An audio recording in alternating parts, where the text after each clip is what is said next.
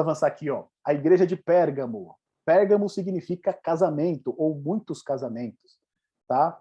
Pérgamo era a capital da província romana na Ásia e era um importante centro religioso, famoso pelos seus templos dedicados a Zeus, Atena, Dionísio e Asclépio, que era o deus ali, patrono da medicina. Inclusive, acho que tem no museu, não sei se é no museu de Londres ou na Alemanha, que tem o trono de Deus, de Zeus, que era utilizado lá em Pérgamo, tá bom? Depois, se você quiser dar um Google, coloca lá trono de Zeus, Pérgamo, vai aparecer a imagem desse trono. Era nessa cidade, Pérgamo, que esse trono estava colocado, tá certo? Dedicado a quem? A Zeus, no templo de Zeus. E Zeus, tanto Zeus quanto Asclépio, que é o patrono da medicina, eles eram chamados de O Salvador. E eles eram representados por o quê? Por uma serpente. Olha só que coisa interessante. Hoje, até hoje, né, se você olhar o brasão ali da medicina, tem uma serpentezinha enrolada, né? Então já vem desde esses tempos antigos. Pérgamo foi a primeira cidade na Ásia a apoiar o culto ao imperador. Então ela era muito bem vista por Roma, porque ela foi a primeira cidade na Ásia a levantar a mão, opa, nós vamos apoiar o culto ao imperador. E eles tinham um templo dedicado à adoração do imperador romano. Então você percebe que o que dificultava a vida lá em Esmirna era o quê? Justamente toda essa questão do culto ao imperador, tá certo? E não somente isso, faltou um ponto que a gente não comentou lá de Esmirna, só voltar aqui rapidinho, que ali você tinha a presença de judeus hostis aos cristãos, tá? Que aqui na carta a Esmirna são chamados de sinagoga de Satanás, né? E o que representa isso? Olha a situação difícil dos crentes em Esmirna. Eles eram rechaçados tanto pelos gentios, né, com os pagãos, quanto também pelos judeus. Né? Porque apesar do cristianismo surgir como um ramo do judaísmo, né, os judeus nunca aceitaram a Cristo e passaram a perseguir os cristãos. A gente vê essa história no livro de Atos. O próprio Paulo era um perseguidor implacável dos cristãos. Então, ali na cidade de Esmirna, né, a situação deles é pobre, né, vai falar aqui, justamente porque eles não tinham para onde correr. Dos dois lados, eles sofriam acusações, eles eram perseguidos. E lembrando que as primeiras igrejas cristãs, elas eram aonde? Nas sinagogas, junto com os judeus. Tá certo? Então, ali eles sofriam preconceito, eles sofriam ali insultos. Inclusive, tinha alguns serviços na sinagoga que obrigava aqueles que estavam ali participando a amaldiçoar Cristo, a pronunciar uma maldição contra Cristo. Então, a gente percebe que a situação ali era realmente complicada, e é por isso que Cristo se dirige, né, a estes judeus, que se dizem judeus e não são, né, mas são a sinagoga de Satanás, ou seja, quem está dirigindo tudo ali é o próprio Satanás, tá certo? Agora, voltando aqui para Pérgamo, a gente tem esse ponto, ó. Nos tempos de João, o culto ao imperador era um dever sagrado de todos os cidadãos, assim como a gente viu lá em Esmirna. E todo cidadão participava deste dever uma vez ao ano, dizendo: César é o Senhor. E então, um certificado era emitido para ele, e aí ele poderia ter a sua vida social tranquila. Tá? Recusar participar do culto ao imperador era motivo de perseguição e também de morte. A gente vê que a condição aqui com Pérgamo é muito semelhante à de Esmirna. Tá certo? Só que o pior que a gente vê em Pérgamo aqui é que Cristo diz o quê? Que na cidade de Pérgamo está o quê? O trono de Satanás. E se a gente levar em consideração que o trono é onde o rei se assenta, em outras palavras, o que está sendo dito aqui? Que nessa cidade, o poder satânico ele é tão ativo como que se o próprio Satanás tivesse o seu trono naquela cidade.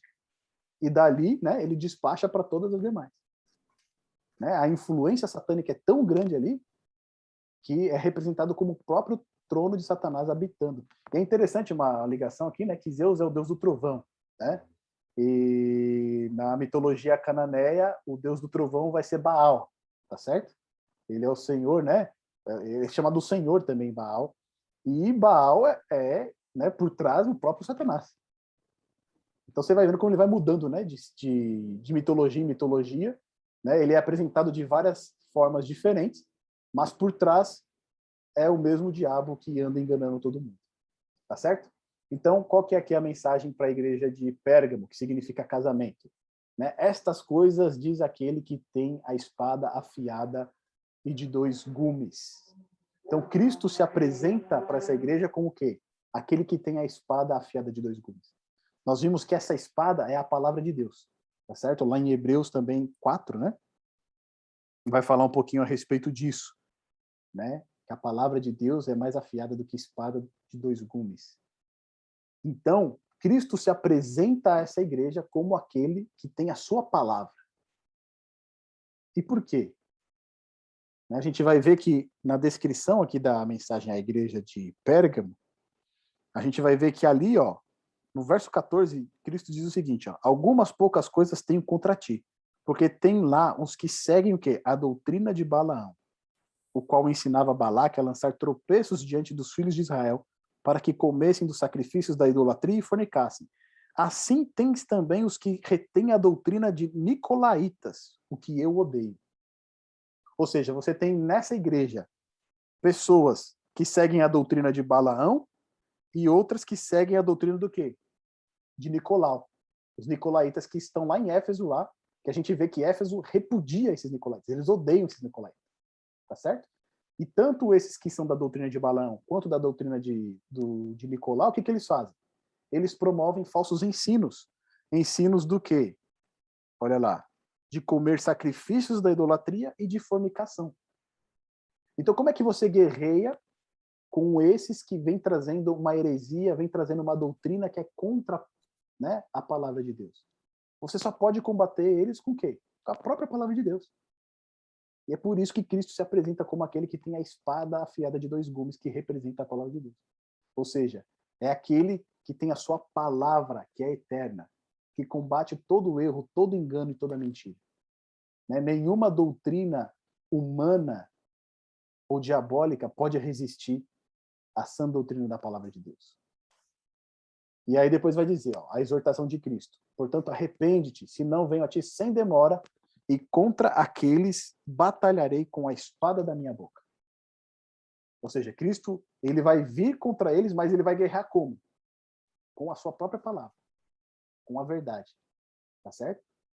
E aí a promessa que tem ao vencedor. Ó, ao vencedor dar-lhe-ei do maná escondido, bem como lhe darei uma pedra branca, e sobre essa pedrinha escrito um nome novo, o qual ninguém conhece, exceto aquele que o recebe.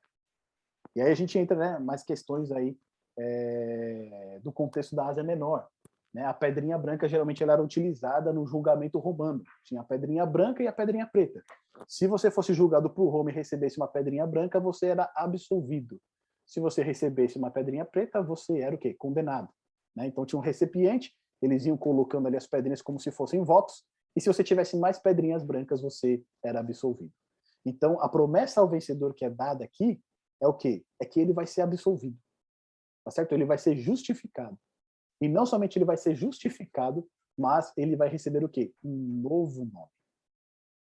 Tá certo? Então são duas promessas, né? A promessa de uma pedrinha branca e também a promessa de um novo nome. E aí, um ponto interessante aqui, né? O que é a doutrina de Balaão e o que é a doutrina de Nicolai? Para a gente entender. Porque os Nicolaitas já foram citados duas vezes. Foram citados lá em Éfeso e agora de novo aqui em Pérgamo. Tá certo? E lembra que a gente falou, a gente tem que usar aquelas 8 chaves para a gente entender. Tá certo? Quem foi Balaão? Se a gente vê a história lá em Números, né, 25, o que a gente vai entender? Balaão, ele era um profeta do Senhor, mas o que aconteceu com ele? Ele apostatou da fé. Ele passou de lado, tá certo? Um dia ele foi profeta do Senhor, mas em um determinado momento ele achou que ganhar, né, as riquezas desse mundo era muito melhor para ele. Então ele abandona os caminhos do Senhor e passa aí a ser um falso profeta. Então, diante disso, a gente já começa a ter umas ideias. O que é essa doutrina de Balaão? É algo que começa bem, mas em um determinado momento o quê? Se desvirtua. Tá certo? Outro ponto. Balaão, ele ensinou Balaque não como destruir o povo de Israel, né? Mas como prejudicar o povo de Israel. Porque Balaque, ele estava com medo, Israel havia saído do Egito, tinha destruído o Egito pelo poder de Deus, tá certo? O poder de Deus destruiu o Egito. Quando Israel sai do Egito, todas as nações ali de Canaã ficam aterrorizadas. Porque o Deus que está com Israel é um Deus poderoso. Quando eles chegam perto de Moabe, o rei Balaque, ele chama Balaão para amaldiçoar Israel. Só que Balaão não consegue amaldiçoar Israel. Tá certo? Ele só consegue abençoar. Porque ele não consegue amaldiçoar. Só que vendo que ele não conseguia amaldiçoar o povo de Israel, e ele faz isso por interesse financeiro, tá certo? Ele queria receber os presentes do rei. O que Balaão faz? Ele sugere ao rei Balaque um meio de como ele poderia derrotar o povo de Israel. E qual meio era esse? Afastar o povo do seu Deus. Então, o que eles fazem? Eles fazem ali um culto, né, ao Deus dos Moabitas, e nesse culto, o que eles fazem? Eles convidam os israelitas para participar. E nesse culto tinha o quê? Tinha imoralidade sexual, né? Tinha ali as Moabitas, os Moabitas ou Midianitas? Agora eu não lembro. Mas enfim, depois a gente confirma isso aí.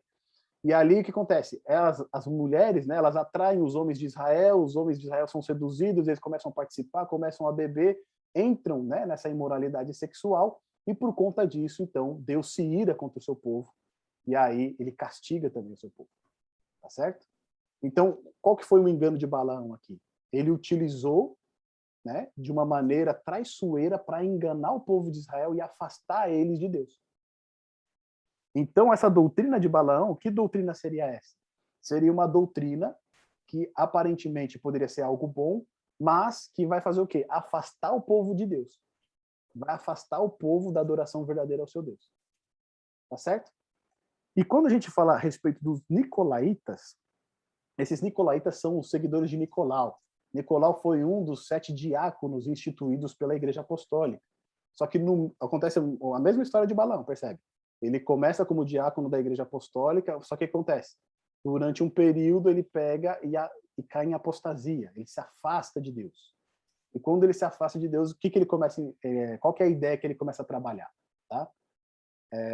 Basicamente, a ideia de Nicolau era o seguinte, que o nosso corpo não tem nenhum problema com ele. Ele é um corpo que vai ser destruído, tá certo? Ele é mau e o que importa realmente é o espírito. Tá certo? Então, com o corpo você pode fazer o que você quiser, porque o que importa realmente é o espírito. E não somente isso, né? Uma vez que nós somos salvos pela graça, eu não preciso mais prestar obediência à palavra de Deus. Eu não preciso mais obedecer à lei de Deus.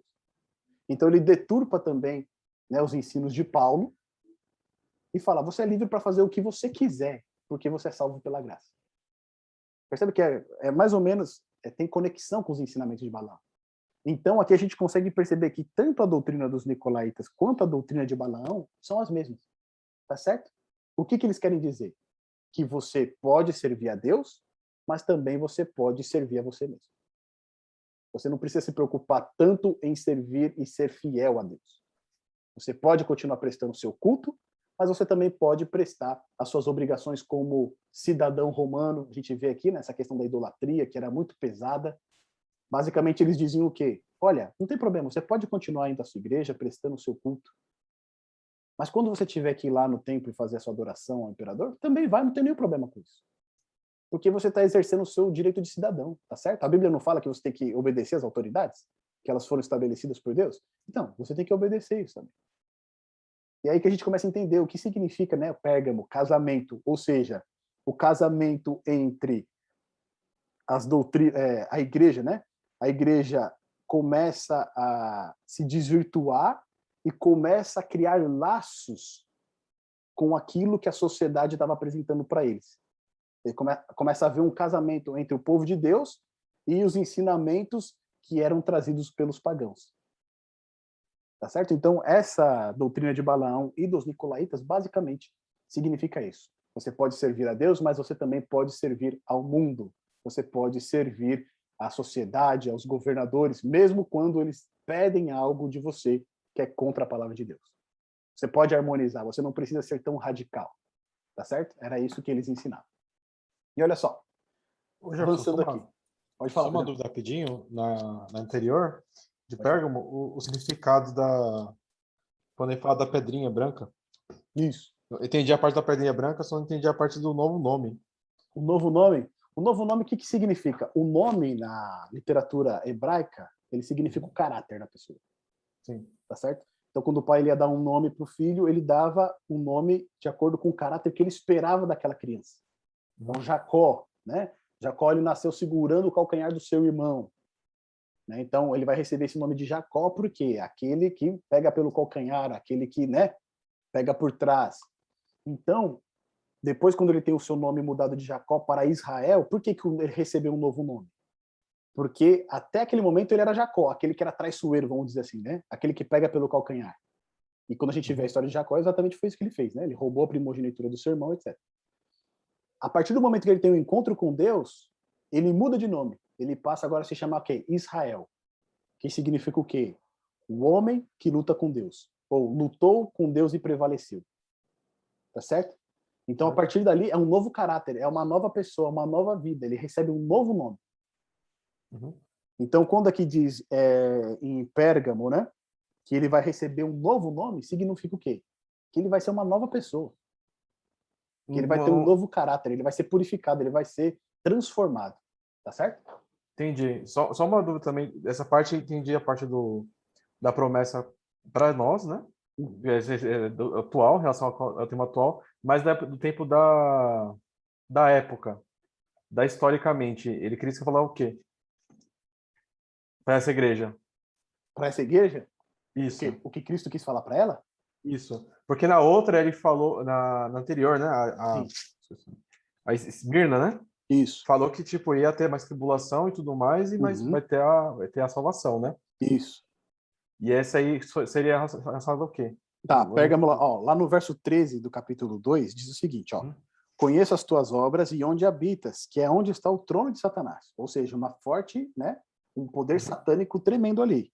E retens o meu nome e não negaste a minha fé. Ainda nos dias de Antipas, minha fiel testemunha, o qual foi morto entre vós, onde Satanás habita. De novo, ele enfatiza a situação que Satanás habita naquela cidade. As forças satânicas são muito grandes. Então, o que ele tem a favor dessa igreja? Que mesmo em meio a essa situação difícil, que eles estão habitando no mesmo lugar que Satanás, o povo permanece fiel. Certo? Inclusive, ele chama aqui Antipas a sua fiel testemunha. Diz que esse Antipas ele foi queimado vivo. Então, ali o povo ele está ainda com toda essa pressão em volta para eles, né, se harmonizarem com os cultos pagãos. O que eles estão fazendo? Eles estão mantendo a fé. Mas no verso 14 diz o seguinte: mas algumas poucas coisas tenho contra ti. Algumas coisas ele tem contra essa igreja. Por quê? Porque lá tem pessoas que seguem a doutrina de Balaão e do quê? Dos Nicolaítas. Então ele elogia a igreja falando que mesmo apesar de toda essa pressão, eles mantêm-se fiéis a Deus, mas nessa fidelidade eles estão tolerando o quê? A entrada de pessoas que seguem a doutrina de Balaão e de Nicolau. Que era uma coisa que não acontecia em Éfeso. Tá certo? Lá eles odiavam os nicolaítas. Então, quando vinham com qualquer heresia, o que eles faziam? Eles já cortavam. Tá certo? Só que aqui em Pérgamo, o que acontece? Eles já começam a tolerar. Então, essas pessoas que seguem essas doutrinas já estão no meio da igreja.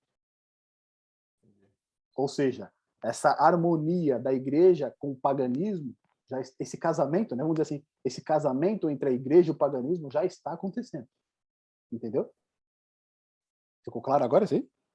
Só um pouquinho mais, essa parte da pedrinha, eu entendi o conceito dela, aquela parte como se fosse um tribunal, né? Isso, ou como ela se aplica à igreja, é isso? Isso, eu fiquei meio na dúvida como que ela se aplica, quando ele falou isso aí, que se aplica na igreja atual, tudo bem, a tempos, não fala tempos modernos, né? Mas a histórica mesmo, eu não entendi muito bem qual que é o que revelavam para eles, entendeu? Esse que eu não entendi muito bem. Então, porque assim, lá no verso 14 diz assim, ó, eu tenho algumas coisas contra ti. Ou seja, Cristo ele tem uma acusação contra eles. Sim. Tá certo? Ah, entendi. Então, tá certo. Entendeu? Ele tem uma acusação contra eles. Só que daí ele diz assim o seguinte, ó, lá no verso 16, arrepende-te, pois quando não, em breve virei a ti, contra eles batalharei com a espada. Ou seja... E aqueles que continuarem permanecerem, receberem a preto branco, como se fosse a sinalização, entendi. Entendeu? Então, aprovação, Cristo ele tem uma acusação contra esse povo, mas se eles se arrependerem e voltarem atrás, eles vão receber uma pedrinha branca. Entendi, agora tá claro. 100% Entendeu? claro. Ah, então beleza, então fechou. Beleza. Eles vão ser absolvidos, eles vão ser justificados, eles vão ter um novo nome, tá certo? Então vamos lá. Amigo, minha amiga, se você gostou desse vídeo, se você foi abençoado por este conteúdo, eu gostaria de convidá-lo a deixar o seu like, fazer o seu comentário e compartilhar esse vídeo também por quem tem interesse por este mesmo assunto. Também não posso deixar de pedir para você se inscrever no nosso canal, para assim você ajudar a divulgar ainda mais o nosso canal para aquelas pessoas que precisam receber estes estudos e também essas mensagens. Que Deus te abençoe.